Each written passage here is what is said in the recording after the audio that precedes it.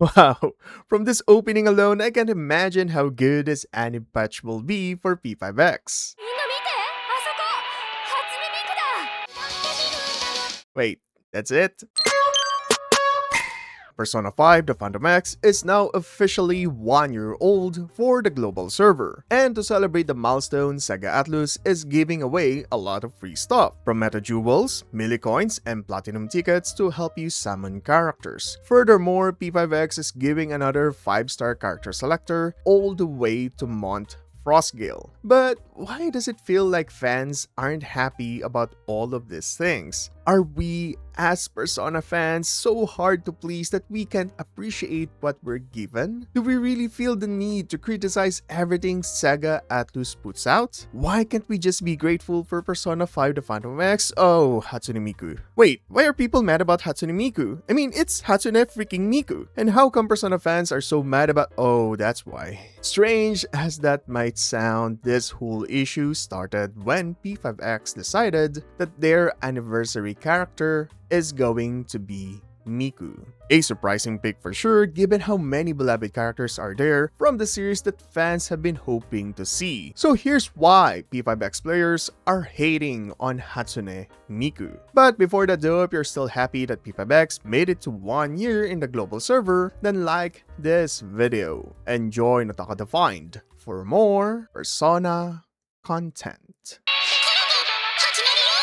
Seriously? I mean, come on, just look at Miku. How can anyone hate on this cute virtual idol? Well, the AI bubble isn't the exact reason why P5X players are hating on Miku, but rather the timing of her release as a collaboration character. For those who don't know, gacha games are addicted to having collaboration with other recognizable media, be it a game, a movie, and even commercial products. This is why you'll see Joker and the rest of the Phantom Thieves stealing the show in various games, like Full Metal Alchemist, Dragalia Lost, and even Sword Art Online, all of which have announced their end of service. Truly, the P5 curse is real. So good luck to Call of Duty and Nika. And oh my. Anyway, there's nothing wrong with crossovers like this. In fact, most fans see it as a fun way to liven up things. It's interesting to have Aloy in the Genshin universe, or have Baber here help the Trailblazer in HSR. We even enjoyed the ride of a Porsche brand deal in NTE, right next to the money that we had to spend. The point is, collaborations are meant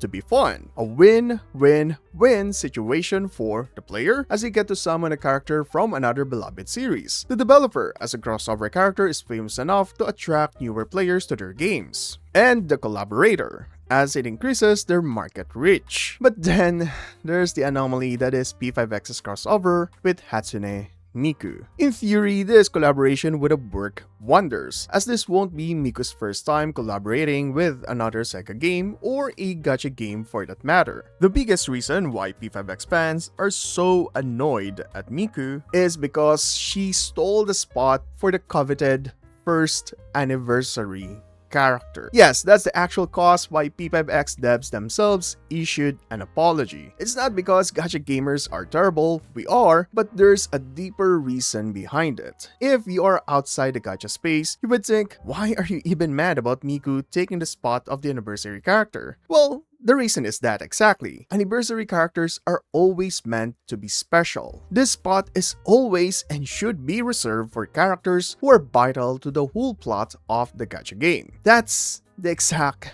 problem. You cannot have a collaboration character be the anniversary character. Miku isn't involved at all in Wonder's story. Heck, this is why people got angrier because the anniversary story patch involving Miku is only a 3-minute cutscene. I'm not exaggerating, I recorded the whole scene and it's just that. A conversation between the Phantom Thief of Desire and Motoha pointing at the big screen yelling, "That's Miku." Then the opening plays and roll credits. It's beyond me why they decided this to be the anniversary story. Bare bones isn't even the best way to describe it. But why didn't they write a better Miku collaboration story? Well, there's a lot of theories in the community as to why. The first being that outsiders can't simply write a story or personality for Miku. You'll need a strict approval from the owner of the Negi idol, Krypton Future Media. Miku as an idol cannot be corrupted by the whims of a simple writer. However, this theory isn't true at all. In fact, Krypton Future Media encourages those who uses their software to create songs and instill the type of personality they would want for their virtual singers. And that includes Hatsune Miku. Then if that's the case, why didn't P5X bother writing a decent collab story for Miku? There were so many directions they could have taken it, like the Phantom Thieves helping her prepare for a concert, or a shadow stealing the desires of her fans, forcing Wonder and the team to dive into mementos to take them back. Instead, we got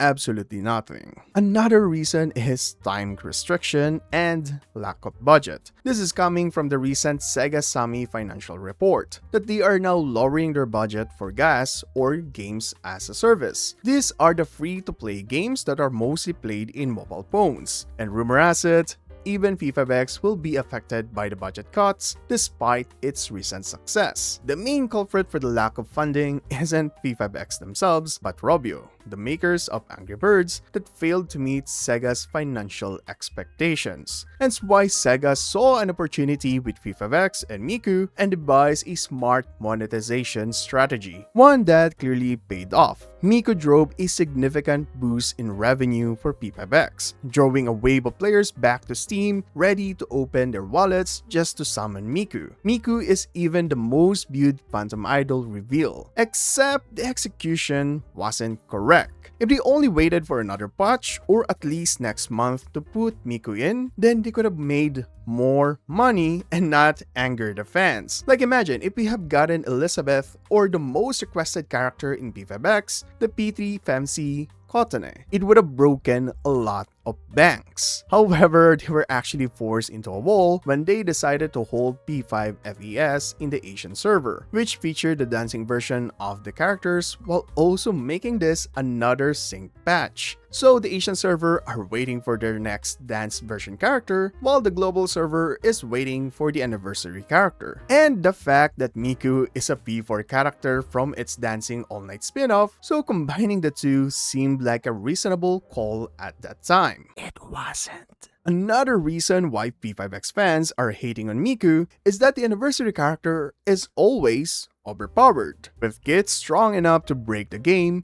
and help players farm summon currency through endgame content. Skipping them can seriously set an account back, since Miku fills that unskippable anniversary slot. Players who don't like her but care about the meta are essentially forced to summon her, rather than saving for another character they'd actually enjoy. See, collab characters aren't always overpowered. They tend to have a niche or is just strong enough with other top tier characters. But Miku, on the other hand, power crept Angie, who just released a month earlier, and even overthrew Fuka, who hasn't come out yet in P5X. Of course, P5X players were disappointed, knowing that their favorite Persona character is being overshadowed by a non-Persona character. So again, why didn't just P5X try to have Elizabeth or Kotane to be the anniversary character? Well, the problem with that is the global server is only starting with the C story patch, so instantly putting Elizabeth or Kotane would probably throw the story in disarray. The point of all this is that having Miku be the anniversary character was a bad decision from Sega Atlus. In my case, I don't actually mind Miku taking the spot, and it actually wasn't just me. Even Persona fans were thrilled by her addition, with some even coming back to P5X just because of her. So no matter how mad P5X players got,